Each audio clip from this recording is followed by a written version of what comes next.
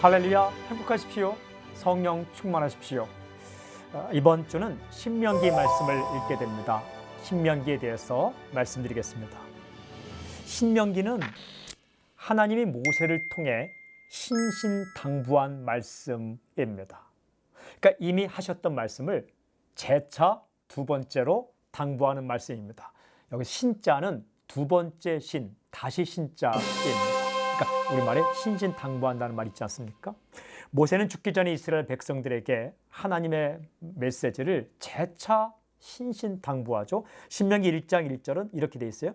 이는 모세가 요단 저쪽 숲 맞은편의 아라바 광야 곧 바란과 도벨과 라반과 하세롯과 디사 사이에서 이스라엘 무리에게 선포한 말씀이니라고 기록됐습니다. 모세는 지금까지 어떻게 살아왔는지 그리고 앞으로 살아갈 때 무엇이 중요한지에 대해서 있는 힘을 다해 선포합니다.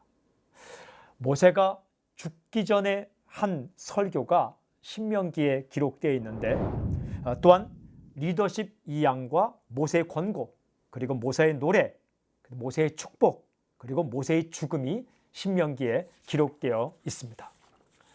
먼저 알아보면 신명기에는 많은 부분이 모세의 세 편의 설교로 구성되어 있습니다. 그러니까 신명기의 대부분은 모세의 세 편의 설교이다. 첫 번째 설교는 1장 5절부터 4장 43절까지입니다. 두 번째 설교는 4장 44절부터 26장 19절까지입니다. 그리고 세 번째 설교는 27장 1절부터 30장 20절까지입니다. 첫 번째 설교문의 핵심은 광야 생활을 회고하면서 선포한 메시지입니다. 우리가 지금까지 어떻게 살아왔는가죠? 두 번째 설교는 하나님이 주신 십계명과 백성이 지켜야 할 규례와 법이 기록되어 있습니다. 그리고 세 번째 설교문에는 가나안 땅에 들어가서 지켜야 할 법들이 아주 상세하게 기록이 되어 있습니다. 이러한 세 편의 설교 가운데 나타난 하나님의 메시지, 모세를 통해 신신당부하시는 신명기를 통해 주시는 하나님의 메시지를 어떻게 정리할 수 있을까? 지금부터 말씀드리는 이 7가지 메시지를 잘 기억하면서 신명기를 읽어오면 앞과 뒤가 잘 연결될 것입니다. 첫 번째는 하나님이 함께 하심으로 부족함이 없었다라는 거예요. 모세는 지나온 세월들을 회고합니다. 그리고 결정적으로 이렇게 선포합니다. 신명기 1장 32절 33절. 이 일에 너희가 너희의 하나님 여호와를 믿지 아니하였도다. 그는 너희보다 먼저 그 길을 가시며 장막 칠 곳을 찾으시고 밤에는 불로 낮에는 구름으로 너희가 갈 길을 지시하신 자이시니라. 무슨 의미입니까? 우리는 자격이 없습니다. 하나님께서 함께 하셔서 우리를 인도하셨기 때문에 살았습니다 라는 고백입니다. 또 신명기 2장 7절에는 이렇게 기록되어 있어요. 내 하나님 여호와께서 이 40년 동안을 너와 함께 하셨으므로 내게 부족함이 없었느니라. 아멘. 40년을 광야에서 살았지만 부족함이 없었다라는 고백입니다. 그렇게 살 수 있었던 이유가 무엇인가? 내가 잘나서가 아닙니다. 하나님께서 함께 하셨기 때문입니다. 이것이 메시지예요. 두 번째 중심 메시지는 오직 하나님만을 사랑하라 입니다. 모세는 이스라엘 백성들이 지켜야 할 하나님의 법을 선포합니다. 그 중에 가장 중요한 것은 십계명이죠. 출애굽한 이후 초기에 이미 들은 말씀입니다. 출애굽 20장에 기록되어 있죠. 그러나 모세는 죽기 전에 다시 한번 십계명을 언급합니다. 그 내용이 신명기 5장에 기록되어 있어요. 그 다음에 6장부터 보면 하나님의 메시지, 어떻게 살 것인가, 어떻게 법을 지킬 것인가에 대해 잘 설명이 되어 있습니다. 그렇다면 십계명을 포함한 하나님의 명령의 핵심이 무엇일까? 그 핵심이 신명기 6장 4절부터 5절 이렇게 기록되어 있어요. 이스라엘아 들으라, 우리 하나님 여호와는 오직 유일한 하나님이시니 너는 마음을 다하고 뜻을 다하고 힘을 다하여 네 하나님 여호와를 사랑하라. 하나님이 주시는 명령, 십계명을 포함한 모든 명령의 핵심은 이것입니다. 네 하나님을 사랑하라. 하나님을 사랑하라 라는 거죠. 세 번째 핵심 메시지는 이스라엘 백성을 선택하신 분은 하나님이시다 라는 겁니다. 모세는 가나안 땅으로 들어가기 전에 40년 광야의 삶에 대한 기억을 가지고 모여있는 이스라엘 백성들에게 아주 중요한 선포를 합니다. 그것은 바로 이것입니다. 너희를 선택하신 분은 하나님이시다 라는 거예요. 신명기 7장 6절에서 8절까지 정확하게 기록되어 있습니다. 제가 한번 읽겠습니다. 나는 여호와 네 하나님의 성민이라. 너는 여호와 네 하나님의 성민이라. 네 하나님 여호와께서 지상 만민 중에서 너를 자기 기업의 백성으로 택하셨나니 여호와께서 너희를 기뻐하시고 너희를 택하심은 너희가 다른 민족보다 수요가 많기 때문이 아니니라. 너희는 오히려 모든 민족 중에 가장 적으니라. 여호와께서 다만 너희를 사랑하심으로 말미암아 또는 너희의 조상들에게 하신 맹세를 지키려 하심으로 말미암아 자기의 권능의 손으로 너희를 인도하여 내시되 너희를 그 종 되었던 집에서 애굽 왕 바로의 손에서 속량하셨나니. 무슨 말씀입니까? 너는 자격이 없다 라는 겁니다. 그러나 거룩한 백성으로 선택을 받았는데 누가 그렇게 했는가라는 겁니다. 하나님이 너를 선택하셨다 라는 말씀입니다. 왜? 사랑하시기 때문에. 모세는 죽기 전에 설교를 통해 이 사실을 분명히 합니다. 여러분, 이 진실을 잊어버리고 자기가 대단한 것처럼 착각하면 순식간에 무너져 버립니다. 그렇습니다. 우리가 성민, 즉 하나님의 백성이 된 것은, 거룩한 백성이 된 것은 우리의 능력이 아니라, 우리의 자격이 아니라 하나님의 은혜입니다. 하나님께서 사랑하시고 하나님께서 선택하셨습니다. 이 사실을 잊지 마십시오. 그 다음에 신명기에 나타난 핵심 메시지 네 번째는 하나님의 목적은 자기 백성에게 행복을 주시는 것이다 라는 거예요. 하나님 아버지의 본심을 아는 게 굉장히 중요합니다. 우리는 하나님의 속마음을 알지 못할 때 매일 삐지고 삐치고 불평을 하죠. 하나님의 말씀을 부담스러워하고 슬슬 피하려고 합니다. 그러나 하나님의 본심을 알면 달라지죠. 하나님의 본심은 무엇일까? 그것은 우리가 행복하게 사는 것입니다. 신명기 10장 13절에는 하나님께서 우리에게 명령을 주시는 하나님의 본래 목적을 이렇게 기록하고 있어요.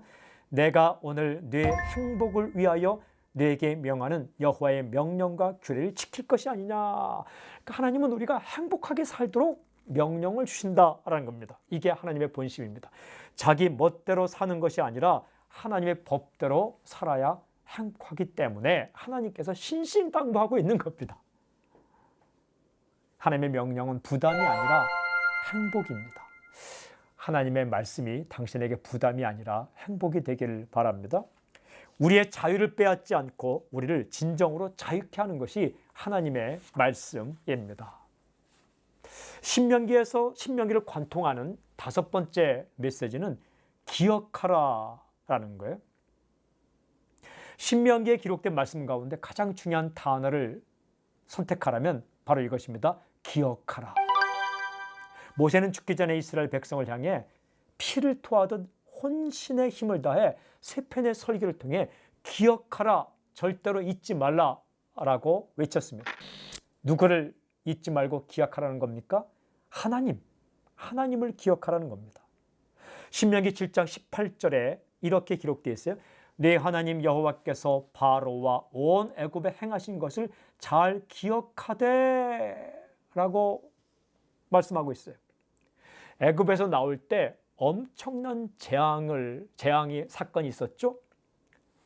그 엄청난 재앙 사건은 기억에서 지울 수 없는 것들입니다. 너무나 강하기 때문에. 그러나 그 사건들에 대한 기억보다도 중요한 것은 그 사건을 누가 일으켰는가를 기억하는 겁니다. 모세는 너희를 위해 놀라운 일을 행하신 하나님을 잊지 말고 기억하라고 선포합니다. 이제 신명기 32장에 가보면 모세의 노래가 기록되어 있습니다. 모세가 부른 하나님에 대한 기억의 노래죠. 여기 옮기기에 제가 다 읽기에는 좀 다소 길지만 그래도 한번 제가 읽어보고 싶습니다. 신명기 32장 7절부터 12절인데요. 기억하라라고 말하면서 하나님에 대한 기억을 이렇게 노래합니다. 제가 한번 읽겠습니다. 옛날을 기억하라. 역대의 연대를 생각하라. 내 아버지에게 물으라. 그가 내게 설명할 것이요 내 어른들에게 물으라. 그들이 내게 말하리로다. 지극히 높으신 자가 민족들에게 기업을 주실 때에 인종을 나누실 때에 이스라엘 자손의 수요대로 백성들의 경계를 정하셨도다. 여호와의 분깃은 자기 백성이라. 야곱은 그의 택하신 기업이로다. 여호와께서 그를 황무지에서 짐승이 부르짖는 광야에서 만나시고 호위하시며 보호하시며 자기의 눈동자같이 지키셨도다. 마치 독수리가 자기의 보금자리를 어지럽게 하며 자기의 새끼 위에 너풀거리며 그의 날개를 펴서 새끼를 받으며 그의 날개 위에 그것을 엎는 것 같이 여호와께서 홀로 그들을 인도하셨고 그와 함께한 다른 신이 없었도다. 지난날 인도하신 하나님, 눈동자같이 지킨 하나님, 광야, 그 힘든 광야를 지날 때에 함께 하신 하나님을 잊지 말고 기억하라 라고 모세는 선포합니다. 모세는 하나님을 기억했어요. 자신이 겪은 무용담을 말하지 않습니다. 하나님을 기억하고 하나님의 이야기를 합니다. 우리가요, 하나님을 잊지 않고 하나님을 기억할 때에 내가 걸어온 인생길에 대해서 제대로 해석할 수가 있습니다. 또한 앞으로 걸어갈 길에 대해 두려워하지 않고 용감하게 나아갈 수 있습니다. 내가 걸어온 인생길에 누가 함께 하셨는가?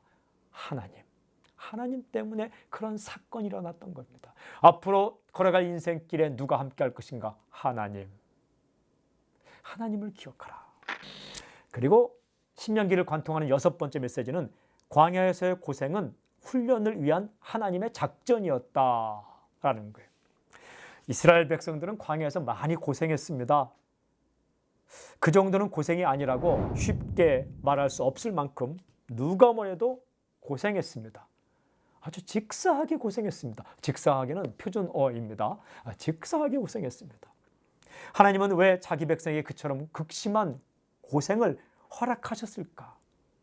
하나님의 아버지라면 편안한 따뜻한 밥, 편한 잠자리 제공해 주고 싶은 것이 하나님의 마음일 텐데, 부모의 마음일 텐데, 우리 하나님 아버지는 이들에게 고생을 허락하셨다라는 거예요. 그 이유가 무엇일까? 그것은 훈련시키기 위해서입니다. 하나님의 작전이었습니다. 신명기 8장 3절은 이렇게 기록되어 있죠. 너를 낮추시며 너를 줄이게 하시며 또 너도 알지 못하며 네 조상들도 알지 못하던 만나를 네게 먹이신 것은 사람이 떡으로만 사는 것이 아니요 여호와의 입에서 나오는 모든 말씀으로 사는 줄을 내가 알게 하려 하심이니라. 그러니까 말씀 붙들고 사는 그런 하나님의 사람으로 훈련시키기 위해서 그렇게 하셨다라는 거죠. 여기 중요한 사실이 있어요. 하나님은 자기 백성이 고생만 하게 하신 것이 아니라 은혜를 체험하게 하셨습니다. 하나님의 훈련 과정에는 고난도 있지만 은혜 체험도 있는 거예요. 만나를 주시죠. 그리고 기적을 베풀어 주셨습니다. 순간순간마다 마실 물도 주시고 놀라운 일을 행하십니다. 그러니까 고난의 때는 은혜를 체험할 수 있는 아주 좋은 기회가 됩니다. 그러면서 하나님의 사람으로 훈련되어 가는 겁니다. 만들어져 가는 거죠. 고난, 그 가운데 하나님 체험, 다시 고난, 다시 하나님 체험, 그러면서 하나님의 용사로, 하나님의 사람으로 훈련되어 가는 겁니다. 고난 가운데 있습니까? 은혜 체험할 수 있는 기회입니다. 고난 가운데 있습니까? 잘 견디십시오. 하나님의 사람으로 거듭나게 될 것입니다. 마지막 신명기를 관통하는 7번째 메시지는 순종하라입니다. 신명기에 기록된 설교들을 한마디로 요약하라. 그러면 이것입니다. 순종하면 살고 불순종하면 죽는다. 순종하면 살고 불순종하면 죽는다. 그렇습니다. 하나님의 명령에 순종하면 살고 하나님의 명령에 불순종하면 죽습니다. 신명기 28장을 읽어보면 순종할 때 받는 복과 불순종할 때 받는 저주가 아주 길게 자세하게 기록이 되어 있습니다. 순종할 때 받는 복에 대해서는 신명기 28장 1절에 이렇게 되어 있죠. 네가 네 하나님 여호와의 말씀을 삼가 듣고 내가 오늘 네게 명령하는 그의 모든 명령을 지켜 행하면 이런 일을 복을 주시겠다가 14절까지 기록되어 있어요. 그 복이 정말 어마어마합니다. 그 복을 받길 바랍니다. 그런데 신명기 28장 15절에 보면 불순종할 때 받는 저주가 기록되기 시작합니다. 이렇게 기록됐어요. 내가 만일 네 하나님 여호와의 말씀을 순종하지 아니하여 내가 오늘 네게 명령하는 그의 모든 명령과 규례를 지켜 행하지 아니하면 이렇게 시작해서 무려 68절까지 계속됩니다. 와, 숨이 막힐 정도로 계속 읽어가기 힘들 정도로 그 말씀 읽다가 단 1분도 견딜 수 없을 만큼 굉장히 힘든 일들이 줄줄이 기록되어 있습니다. 왜 이렇게 말씀할까요? 우리가 사는 길은 순종이다라는 것을 말씀하는 겁니다. 왜? 하나님이 인생과 역사의 주권자이시기 때문입니다. 신명기 읽어보면 처음부터 끝까지 하나님의 말씀에 순종하는 모세의 인생을 기록합니다. 그는 가나안 땅에 들어가고 싶었어요. 얼마나 들어가고 싶었겠어요. 그러나 하나님은 거절하셨습니다. 신명기 3장 25절에는 가나안 땅에 들어가고 싶은 모세의 간구가 이렇게 기록되어 있어요. 구하옵나니 나를 건너가게 하사 요단 저쪽에 있는 아름다운 땅 아름다운 산과 레바논을 보게 하여옵소서. 무슨 말입니까? 한번 가나안 땅 볼 수 있게 허락해 주세요, 하나님. 그러나 하나님은 단호하셨습니다. 허락하지 않으셨어요. 바로 이어지는 26절, 27절, 3장 26, 27절은 이렇게 기록되어 있습니다. 그만해도 족하니 이 일로 다시 내게 말하지 말라. 너는 비스가산 꼭대기에 올라가서 눈을 들어 동서남북을 바라고 내 눈으로 그 땅을 바라보라. 너는 이 요단을 건너지 못할 것임이니라. 땅을 바라보긴 하지만 건너갈 수는 없다. 하나님은 정말 야속하리만큼 단호하게 말씀하셨습니다. 모세가 어떻게 합니까? 모세는 순종합니다. 그는 요단강을 건너가지 않습니다. 힘이 없어서가 아니었습니다. 모세는요 120세가 되어서 세상을 떠났는데 신명기 34장 7절 읽어보면 모세가 죽을 때 나이 120세였으나 그의 눈이 흐리지 아니하였고 기력이 쇠하지 아니하였더라고 기록합니다. 눈도 흐리지 않고 기력도 쇠하지 않았어요. 마음만 먹으면 자기 마음대로 요단강 건너갈 수 있어요. 그런데 모세는 건너가지 않아요. 왜? 하나님께서 건너가지 말라고 했기 때문에 그렇습니다. 그토록 보기를 원하는, 들어가기를 원하는 가나안 땅을 그저 바라보기만 하고 건너가지 않은 이유가 무엇입니까? 이유는 분명합니다. 하나님께서 하지 말라고 했기 때문입니다. 모세는 순종하죠. 신명기 마지막 장은 모세가 순종하는 이 에피소드, 이 이야기로 끝을 맺습니다. 모세는 순종하라 라고 설교한 사람인 동시에 끝까지 순종한 하나님의 사람의 삶의 모습을 보여줍니다.